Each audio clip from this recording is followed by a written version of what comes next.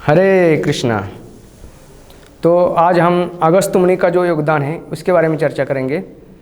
तो अगस्त्य मुनि ये नाम कैसे हुआ? आग पर्वत अस्थायी थे, यानी कि उसको दबाया। तो विंध्याचल जो पर्वत था वो बढ़ रहा था, तो उसके कारण क्या हो रहा था, उत्तर और दक्षिण भारत उसमें क्या हो रहा था, दोनों का विभाजन हो रहा था। तो इसलिए उन्होंने अगस्त्य मुनि ने उसको दबा दिया, तो इससे भारत में एकता आई। तो हम देख सकते हैं ये अगस्त्य मुनि का पहला है। और दूसरा है परशुराम परशुराम के बाद वो आए। तो परशुराम ने क्या किया था कि उन्होंने सारे क्षत्रियों का नाश किया था। तो उस समय उन्होंने क्या किया, अगस्त्य मुनि ने विश्व भर में भ्रमण करके पूरे विश्व भर में ब्राह्मण और क्षत्रिय का निर्माण किया।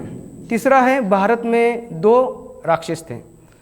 तो जो इलवल था तो वातापी को बकरी बना के जो ब्राह्मण को खिलाता था, क्योंकि वो बोलता था कि मेरे पिताजी का श्राद्ध है। तो कलयुग में हम देखते हैं कि कलयुग के पहले ब्राह्मण मांस खाते थे, तो और उसको पचा भी सकते थे।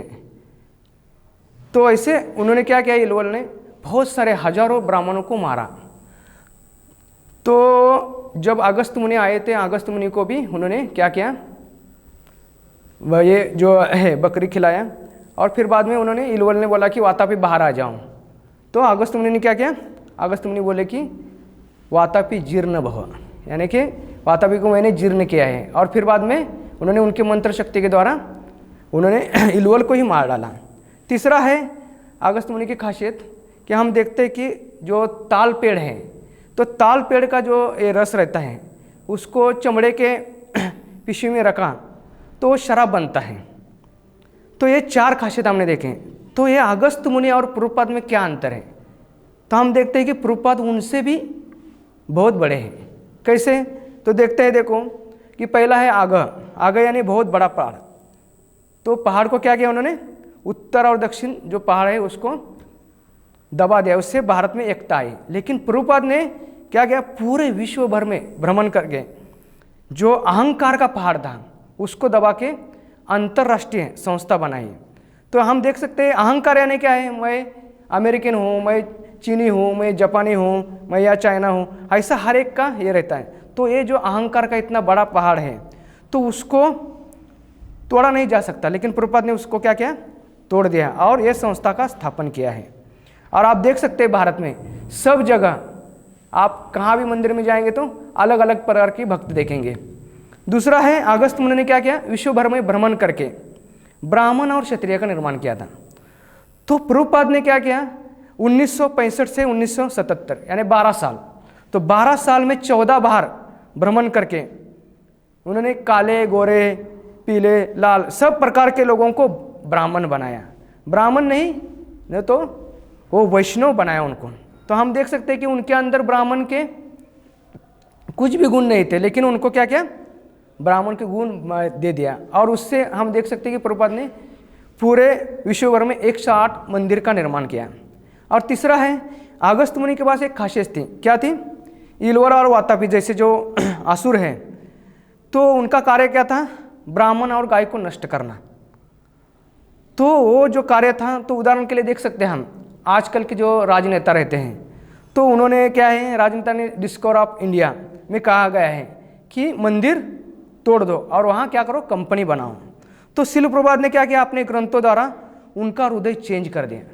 हृदय चेंज करके उनके तर्क वितर्क को तोड़ के सही शास्त्र का ज्ञान दे दिया। तो और एक है चौथा अगस्त्य मुनि का। अगस्त्य मुनि में एक कला थी, क्या थी, कि जो शराब है, तो शराब बनती थी ना, तो उसको अमृत बना सकते हैं, ऐसी उनके पास कला थी।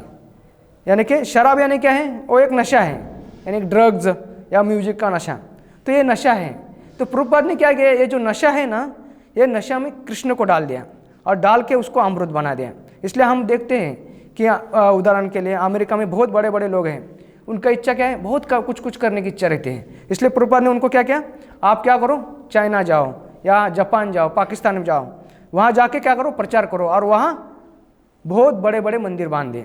तो इसलिए जो दारू बन सकता है उसको प्रभुपाद ने अमृत कैसे बनाए हम देखते हैं। और एक पांचवा है कि अगस्त मुनि ने एक कुंड बनाया था। तो वो जो कुंड है तो उसमें जब कुआं जाएगा तो वो क्या होता था, हंस बनता है। तो देख सकते हैं हम प्रभुपाद ने भी विश्व भर में एक ऐसा कुंड बनाया है, तो कोई भी कौवा वहाँ स्नान करेगा तो वो हंस बनता है। तो वो कुंड क्या है, तो श्रीमद् भागवत में बताया गया है, जो स्कंद पहला है उसमें 5वां अध्याय में 10, 11 और 12 श्लोक में। तो उसमें हम देखते हैं तीनों श्लोक में बताया गया, न यत वच चित्र पदम हरे यश जगत पवित्रम। तो ये एक श्लोक है। दूसरा है तद्वायसो आयसो,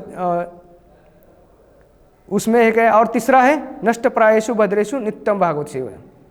श्रील प्रभुपाद की जय।